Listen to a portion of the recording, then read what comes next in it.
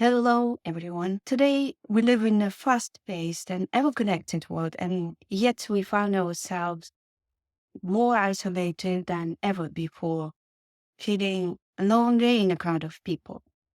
Loneliness became an epidemic in the modern Western world and contributes to the rise of fears, anxiety, and depression, mental issues, especially when we age. This condition of loneliness goes against our very own human nature as social beings, leaving many of us disconnected and unfulfilled. Yet, in the midst of this widespread loneliness, I've encountered someone who seems to effortlessly create genuine connection with others. Freddy Jacquin, the world-renowned hypnotherapist and trainer, has a remarkable ability to make people feel seen, valued, and safe around. His workshops are more than educational workshops, they are also transform. And during these workshops, people connect on a profound level with him and with other participants. In this interview, we'll explore the key elements of how Freddy fosters these authentic connections and how his approach can help us all combat loneliness, build meaningful relationships, and ultimately lead happier and more fulfilled. So, Freddy, thank you for agreeing to record this interview with me. I appreciate it very much. And let's explore with you how you foster those genuine connection and inclusion. Well, thanks for asking me to join you on this. I'll do my utmost to answer those questions you've been asking. And I'm happy to discuss this with you because it's a very important topic for me also personally. We spoke before and we identified 5 key elements of how you foster the genuine, authentic connections with people. And the first is feeling good about yourself. Mm. How do you help people cultivate this sense of self-worth, especially when they struggle with it? Well, I think it starts with the understanding that we're good enough. I know we had this conversation about being good enough, but I think so many people strive to be perfect, and I think they have to be perfect in this world to to have any value in themselves. And what I'm saying to my clients, and what I'll say to everyone that's listening, is that you're already a whole being. You know, you're already the most incredible creation. I say it to all of my clients because I absolutely believe it to be true. When you think about how incredible you are as a human being, you know, the things you've been able to achieve, the things you've learned, but we tend to always focus on the things we can't do or the things that we've done wrong. And I think that the two major problems we have as human beings, the first one is expecting too much of ourselves. And then when we don't match up to that expectation, beating ourselves up over it. And we're much harsher on ourselves than we are on our friends or people we love. You know, we allow for our friends to make mistakes. We allow for people who we love to make mistakes, but we're much harsher on ourselves. So I think the number one problem we have as human beings is that we expect too much of ourselves. And the second one, which is a big problem as well, is mind reading. Mhm. You know, they'll be thinking this of me. They must be thinking that of me. He'll be thinking this. She'll be thinking that. And when you've seen as many people as I've seen in therapy, you realise that people aren't thinking about you. They're not thinking about anything else. Mm. They're in their own problems. But we think, oh, I said that last week, and they must be thinking I'm stupid or whatever. You know, they're not. You know, they might be thinking about it for an hour or maybe 5 minutes, but after that, they're thinking about their own stuff. So I think it's bringing people back, and I've been saying this recently as well, bring it back to the moment because it is all we have. This moment is the now. But most people are either living in the past or they're living in the future. And by that, I mean they're worrying about things they could have done or should have done or would have done if things had been different. Or they're anxious about something that's not happened yet, which is their future. And neither of those things actually exist. So by getting people to come back and reminding ourselves that if they're anxious and worried, then they're worrying about the future, and to bring themselves back to this moment. And if they're worrying about the past, to remind themselves that the past is a void, it's a vacuum, stretches back to the Big Bang, it no longer exists. So those two things for starters, knowing that you're already a whole being, you're already the most incredible creation. And when I say it to my clients, I mean it. I absolutely mean it because I see it. I think we are. I think that as human beings, we're incredible. So I remind my clients that. And I also, in every session I run, it doesn't matter what it's for, I want my client to understand their worth, and I want to understand their value. And I help them to get into that state of unconditional self-love, which we're going to talk about as we go through this kind of chat that we're having. Because I think, why would you quit smoking if you don't love yourself? Why would you bother to look after your body if you don't truly love yourself? And it's not an arrogance, I love myself. It's wanting for yourself what you want for your clients. It's wanting for yourself what you want for your children or your partner or people you love.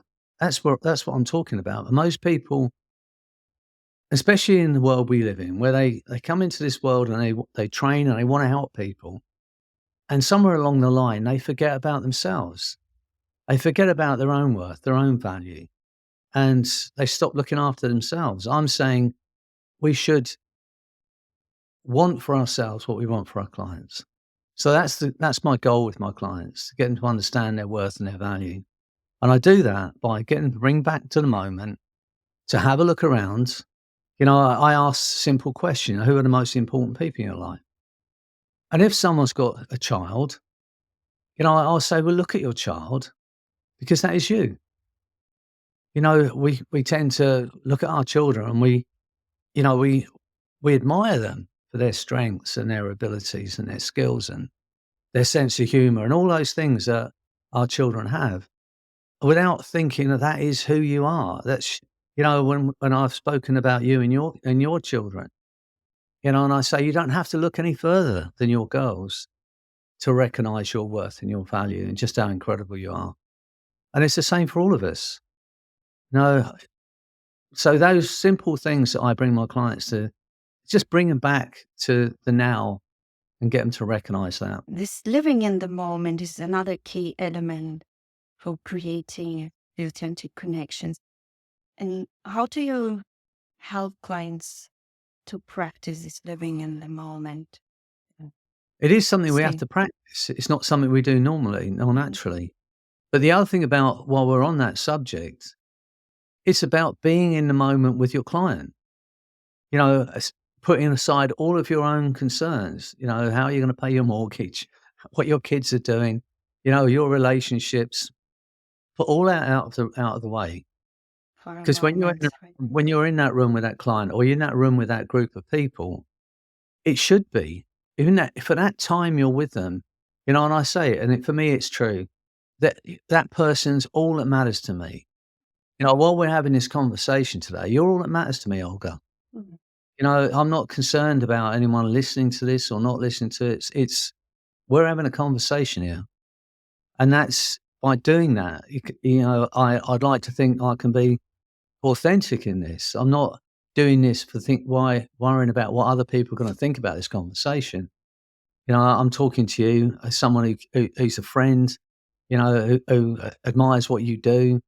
And so I'm going to be in a moment with you. So, and I think it's the same when we're in a room with our clients, listening to them, just being in that moment with them, put everything else out of your mind. So I don't try, I encourage my clients. I show them ways of doing that. And it is practice, especially because most of us, as I said, we're living in the past or the future. And when we find ourselves feeling anxious or worried, if we have to consciously bring ourselves back to the moment and remind ourselves that whatever it is we're feeling anxious about or worrying about is in this moment is just our imagination. And to know that we can just change our emotion by imagining the outcome differently. Because in the moment, whatever we're worrying about is not real. Right. Feeling good about yourself, being in the moment, this already helps to connect with other people. Well, the next element we identified beforehand was seeing good and seeing beauty in in the person in front of you. And in our society, we constantly hear in order to be likable, you have to be confident, you have to have charisma, and otherwise you risk that the other person doesn't like you. Your approach is different. Can you explain this? I How think you? I think, when we first start learning about, communicating with people, there's a lot of talk about rapport. We've got to create rapport. I think it's the other way around. I think rapport is there to be lost. And I think, again, it all comes down to trusting yourself, trusting that you're okay, Mhm. trusting you're a good enough person, and also understanding not everyone's gonna get you. No, you can't. I think it was Abraham Lincoln said, "You can please some of the people all of the time, all of the people some of the time, but you Mhm. can't please all of the people all of the time." And I think it's a bit like that, but being yourself and just being your above charisma and confidence and love, the most potent, um, magnetic force we have in our energy field is authenticity. And to be authentic, you just have to trust that you're okay, and to know that you're not perfect, and be willing to show that. Be willing to just make the mistakes and be human, Mhm. and people get it. And I think that's my best advice is just be authentic, be yourself. We Mhm. see so many people. I train people to be hypnotherapists, and people are talking to you like I'm talking to you now. Then they get in the therapy room and they think they have to speak in a different way. They think, "Oh, I've got to now be the therapist." And you see them, they'll be talking to you, like I'm talking to you now, and then they say, "Okay, you ready to be hypnotized?"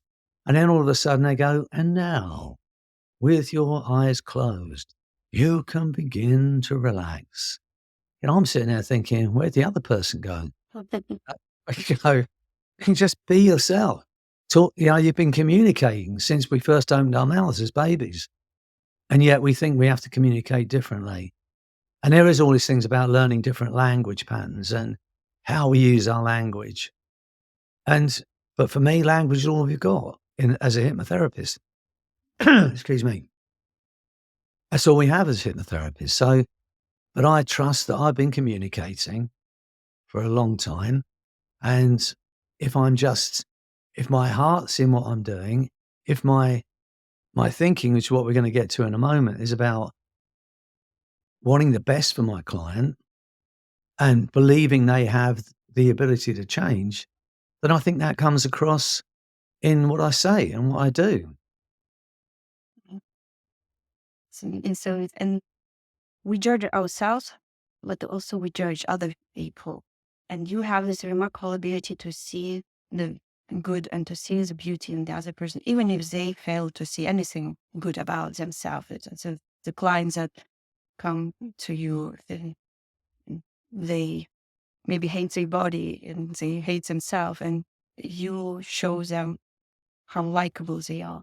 So can you speak about that? How you find that positive perspective of any Yeah, person? and I have, hypnosis, which is a great tool, but I give people an experience, and what I get them to do is I get them to take them to a space where they, if you like, separate from their physical being.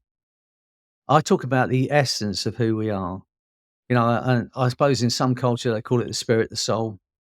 I talk about the essence, the that intangible part of our being, the passenger, the observer, the part of us that's watching ourselves behaving, that's observing the thoughts that are coming up. Now that part of us, um, so to get that part of you separated from you, and then to recognize that part of us is pure energy, is pure intelligence, is pure light, it's pure love. It's not a tangible material thing, but it's the thing that we're born with. I don't do I don't do past life regression, and I rarely do regression. But there are opportunities to take people back, because I think it's a beautiful thing to do. Take people back to when they were like 2 months old, when all they wanted to do was to be held and loved and fed and hugged. You know, that's what we're born with, aren't we? We're born, with you're just love, you're just light, you're just joy, you're just like that, pure intelligence that we're born with. But I don't think I know that that is still a core of our being. Is still that just pure energy and light and love. So to get people to get into that space, to experience that feeling, and then to understand that that is who they are, no matter what's going on in their lives, no matter what's happening to their body, the essence of who they are is still that pure energy and light. So I want people to have that experience, and then to be able to take that understanding into everything they do. I think I might have said it to you, but I see people with weight loss, and people come in and they hate their bodies because they've put on weight or whatever else. And I can look at people and I know it's true. And I say, and I've said it to some people, I say, I can see what's beautiful about you. And that's not based on how many pounds you weigh. I was speaking to someone, I was running some training in Las Vegas a few weeks ago. And there's this incredible, wonderful therapist, and she's coming up to 80. And she came to see me. She said to me about her age. I think she was just come up for her birthday.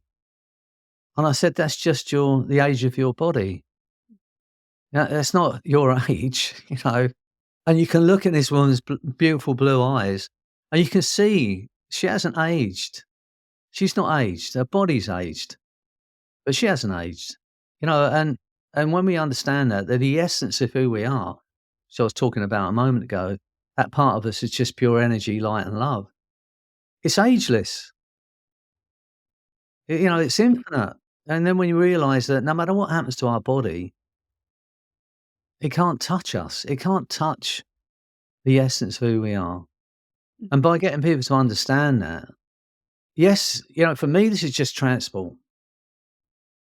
What part of my body has to go before Freddy disappears? But I understand that people judge me by my transport. We're pretty fickle as human beings. If I think I've said to you, I drive a 25-year-old BMW, and I put it on. I don't know if you have it in Holland, but this thing over here called WeBuyAnyCar.com. Probably heard of them. Mhm. And you can put your car on, and they'll value it for you, and they'll buy it off you, right? So they offered me £150 for my car, but £50 to pick it up, right? So it's worth about £100, my car.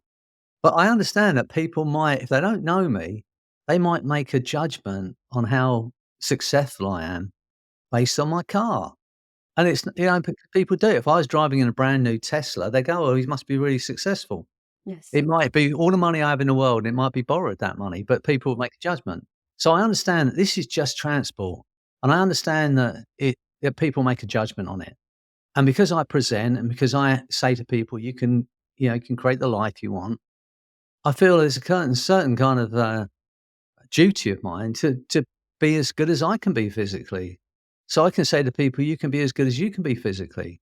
I can't be as good as I was when I was 22, but I can be as good as I can be for 72, and that's what I maintain. And the other thing about that, without this transport, I can't communicate with you. I can't move. I can't experience the pleasures of life without this. But it's not who I am. And I try and get my clients to understand that about themselves. So they're not just basing their worth and their value on their physical being. We live in a world which kind of does that to everybody. But Yes. once we get past that, and as you were saying earlier, the big thing, the major thing, once we get past judging others, and once we get past the fear of being judged, that puts you in an awesome space. But that's also the understanding I was talking about earlier about knowing that some people are going to get me, some people are going to understand me, and some people aren't. And I can't chase after those people who don't understand me and try and convince them that I'm okay. I don't have the time. So, that's it's just these simple understandings really that make a difference. I recently heard this idea that the beauty and goodness is so abundant in this life that it becomes like a white noise, and that our mind stumbles upon imperfection and we get fixed on that imperfection, that judgment about ourselves or the other persons. And we move beyond that judgment and see the goodness. This helps very much. It's an important element of connection with Yeah, others. just the most important thing is to get over the fear of being judged. And and we sit we watch Strictly Come Dancing, or we watch the Olympics, and we're making judgments about people that are incredible. "Oh, she's not very good on that beam." Well, try getting on that beam yourself and doing a double somersault or something. We're sitting there judging them like we could do it. Um, so we do it all the time, but when we get past that judging people. And the other thing is the big fear, the major fear for all of us, until you get over it, is the fear of failure.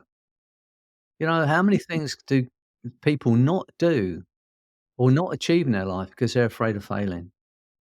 So the simple things for me, I don't see change as difficult. I see it as like simple understandings we should have about ourselves and about living a life that serves us. It's not always easy, is it? Because we get into relationships, we get into, different situations. It's not easy just to always just live on your own path and do your own thing. But we can within the situations we build around us be our best self. And that's it. And whatever that is, try and live authentically, try and be kind. I mean, I'm not a religious person at all, but I just try and be as kind as I can be to people and try and be the best man I can be, and then leave it at that. I'm not trying to be perfect, and I'm a million miles from it, trust me. But because I love life, I absolutely love life, and I love all the things that life brings. But I accept myself. That's another thing. Just accepting that you're okay. And if we move beyond liking people, seeing good and beauty in them, there are two more points: is wishing well to others and setting an intention to help others.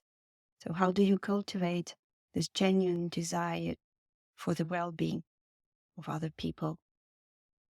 I think if we're doing the work we're doing, you know, um, then I think it should be the most important thing in your life. And I've some years ago I used to run group quit smoking, and I'd see hundreds of people at a time in a room. And one day I ran I ran a group smoking in a place called Hull in England, and the room held 200 people, could sit 200 people, but 350 people booked. So I had to book the room the next night. So I had to, I had to open up for another night. But one of the ladies who came on the first night who quit smoking brought her husband on the second night. And this guy was a salesman, and he looked like a poor man's Michael Caine. He sat at the back with a white gabardine mac on, big thick black glasses, dyed blonde hair. He wasn't interested at all in the whole thing, but he just sat there. And afterwards he said to me, "Look," he said, "I've noticed how many people are in the room, and I know how much you're charging. This seems like a really good business." He said, "Look, I'm not interested." This is what he said, honestly. He said, "I'm not interested in helping people. Teach me the words and the music, and I'll go and do this." And his wife said, "You're missing the point." And she was right, because if all you're thinking about is how much money you can earn, then you're not really in the right space. I say to my students when they qualify with me and they get their diploma and they want to be hypnotherapists, and I say, "Look, instead of thinking how much money can you earn, just think how many people can I help? How many people can I help?" Because, if you could, and this is something I've been saying quite a while now, creating the life you want by helping others create the life they want. I think it was Zig Ziglar, this kind of motivational guy from the 1970s or 60s, something like that. He predated Tony Robbins and all those people. And he was one of those very motivational guys. And he said, if you help enough people get what they want, then you get what you want. But I think that's how we should approach it, thinking, how can I help this person? How many people can I help? And so my intention is to help as many people as possible. And we're luckily enough now in living in a world where we have Zoom. We're not geographically strapped when it comes to doing our therapy. We can work worldwide and there's no limits. I think I've got a Zoom 1000. I can get 1,000 people on my Zoom session. I haven't done it yet. It's a goal of mine. But, we can help hundreds of people. But when I teach my students, I say, look, hold this in your heart when you're working with your client, because it's so easy when we first learn these techniques and skills to be in the room thinking about the words and thinking about the techniques and thinking about the protocols. And am I getting it right? Am I getting the words right? Well, I say the most important thing is to hold in your heart this thought: I care about you and I want you to be well. If you think it's legitimate to say it to your client, then say it. But you should be thinking it. You should be having that in your heart. Care about you and want you to be well. I think it's more important than the techniques, because if you're truly holding out in your heart and your mind, that's going to come across. In years gone by, when I've helped people quit smoking, and some of them started smoking 6 months later, and they'll phone me up and they say, "I'm sorry, Freddie, I've started smoking again." They were apologizing to me. And they paid me money to help them stop. And they apologized to me. And the only reason I could think they would be apologizing to me is because they knew when they were with me, I absolutely wanted them to be free. And then they either see me again or we have a conversation on the phone and they quit. But, you know, these things are important. And the most important thing when we're working with our clients um, is is an absolute belief in that person's ability to change. That's the most important thing I could teach anybody. And that's only become clear to me in the last few years, and I've been doing this for 30 years. But that's the thing. To hold in your heart the belief this person can absolutely do this today. They can change. And I hold that so absolutely that it doesn't give my client any space to doubt that they can change. So these things they're not techniques, they're not protocols. These are understandings. I think we spoke the other day. It's a knowing that makes the difference. It's just knowing these simple things. So, yeah, that's how I get into that space. I hold it in my heart. It's become instinctive for me now. I don't have to think about it. Mhm. When I'm in that room with that person, or I'm in a space with a group of people, or if I'm teaching people or training people, it's the same. And because we have hypnosis, if I'm working with a group and you've been in a group that you've done some training with me, the first thing I do is get them into hypnosis. And I get them to have that experience of communication and connection beyond the physical. To get into that space where you are just the essence of who you are. And the way I describe it is, imagine you've got a room with 20 jars in it, 20 and with airtight jars with airtight lids on. And the air in the jar is separated from the air in the room by the airtight lid. And imagine simultaneously those lids are removed and the air just becomes air. And in those rooms when I run my training, I help people get into that space where they're no longer the physical. They're communicating at that level, connecting at that level. And it's a beautiful space. We can't hold it for very long, but when we get in it, and if we're in a room where we're all working together, we're all training together, to get that communication, that connection is a beautiful space. And I want people to have that experience. So again, none of these things are complex. It's just an understanding and knowing of how we can communicate at a different level. So we just spoke about these 5 elements. We broke it down into 5 elements. Like how you create the genuine, authentic connection, how you melt hearts of the most critical people and the most resistant people, and this were feeling good about yourself, accepting that you're good enough. The second was living in the moment, being present in the moment for the other person. So then setting an intention of seeing good, seeing beauty in the other person. The fourth was wishing well to the person. And the fifth, setting the intention of being helpful to the other person. And maybe it's now a good moment to talk about your mantra that you Yeah. teach your students. Well, And it's mm, some years ago, I know it sounds strange, I had a dream about Tom Hanks. And in the dream, I was hypnotizing Tom Hanks. And, with this induction, I don't think, anyone has used, right? Anyway, that was in my dream. So, I just on the next day, I just went on Facebook and I said, "Look, I had this dream about Tom Hanks. If anyone wants to learn the protocol, just put Tom Hanks in the comments." Well, about 400 people put Tom Hanks in the comments, but one person was slightly lazy. They just put capital T Hanks, right? So it's like, didn't even put his first name, just put T Hanks, which strangely enough spells thanks. mm, And I didn't even realize that, right? So anyway, so I thought, well, that's a great thing to call this protocol.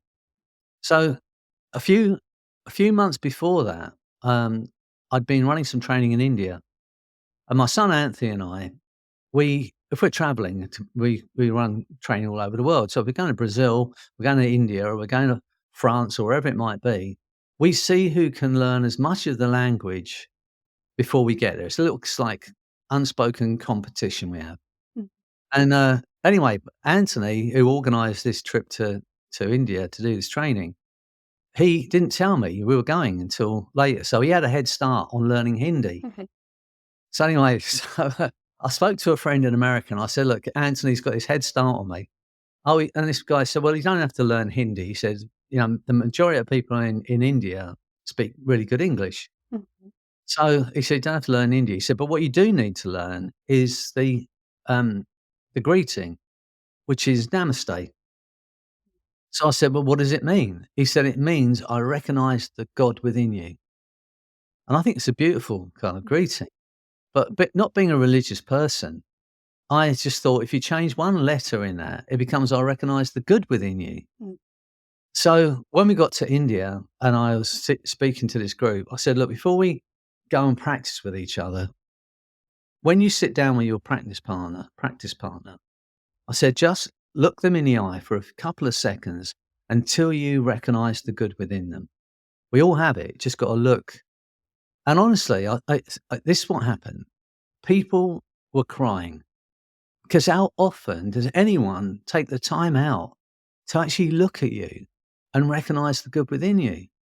So I had this in my mind.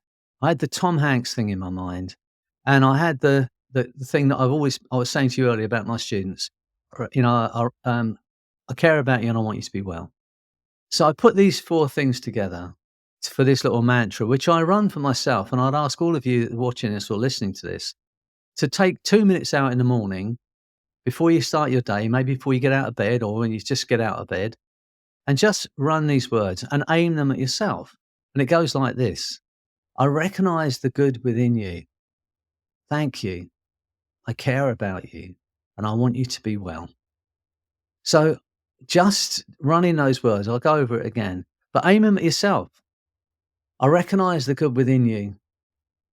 Thank you. I care about you. I want you to be well. And when we run those words at ourselves, because we're normally just beating ourselves up, thinking about all the mistakes we've made, all the things we could have done better. But when we take time out to just say, I recognize the good within you, we all have it. I care about you. I want you to be well. And so, although I ran this as a mantra that we can run on ourselves, if you combine that with some box breathing, so you say those words as you breathe in, hold it and say the next words, just in your mind, aim them at yourself. You can change your day, honestly. And if you do it for a week, you'll change your week. But when we're sitting with our clients, we can run that in our mind and aim it at our clients. When we look at our clients, we can think, I recognize the good within you. No, thank you for being here. Thank you for being you. I care about you and I want you to be well. So just by running these things in our minds, we free ourselves, one, from the judgment of others, understanding our own worth and our own value, and offering that to our clients. And not just to our clients, but in everyday life. When you're in the greengrocers and you've got someone who's serving you well or being kind to you or whatever, take the time out to recognize that and to appreciate that. There are so many things in this world that we're just flying through, like you were saying. So we're rushing through. We're not even seeing it. We're not seeing the good in others. We're not taking the time out to want the best for others and care about others. Just that thing of being, where's an opportunity to be kind today? Where's an opportunity to make someone feel better about themselves today? Just in everyday life. It doesn't have to be just in the therapy room. And if we start living like it, then it becomes instinctive for us. We don't have to purposely think, right, I've got to think these words. You end up just doing it. So as you say, setting such intention in the morning, it will change your whole day. It will. It will change your day for sure. And will And the change other your thing is, connection. if you're anxious or worried, bring yourself back to the moment and reminding yourself that in this moment, in the now, whatever we're worrying about is in the future, and it can only be imagined. And we may as well imagine it differently. If you imagine the best outcome, the worst thing that can happen is we can be disappointed. But how much time do we spend in our life worrying about stuff, being anxious about stuff that never actually happened? So it's just, for me, it's just an understanding, a knowing, if you like, that we can change our lives by the way we think. Rounding up, you can tell them how people can work with you, where they can find the information about working with you. Well, you can if you want to do some hypnotherapy training with me, then you can look at our website, which is the jacquinhypnosisacademy.com, and we do all our training live online. We also run live retreats from the JHA. And also plan a live training in The Hague in November Yeah, 2024. we're going to be running. Olga and I are going to be running some training in The Hague in November, which is going to be great. And you can also, if you want to work with me one-to-one on anything, then you can visit my website, freddyjacquin.com. You can book an appointment if you want to do that. And if you've got any questions, obviously you can ask me on there as well. So yeah, that's really how you can contact me. But I'd like you to just start by running that mantra on yourself. And you may not need to come and work with me if you do that. You might find all your problems disappear, and You you find. might get addicted to all this goodness in your life and want more of it. Yeah, I mean, it is one of those things. The more, and I often say, it's love is the one commodity you can't give away without getting more back in return. So, once you get into that space, but more than anything else, it's finding that space for yourself and knowing that you are worthy of that unconditional self-love. Thank you, Freddy, for sharing all these insights in our Nice. world where we feel isolated and disconnected. Understanding how to foster genuine connection is truly invaluable. Thank you for sharing this, and Thanks for I'm asking me. sure I'm sure that the viewers will benefit greatly from your wisdom. Thanks very much for asking me.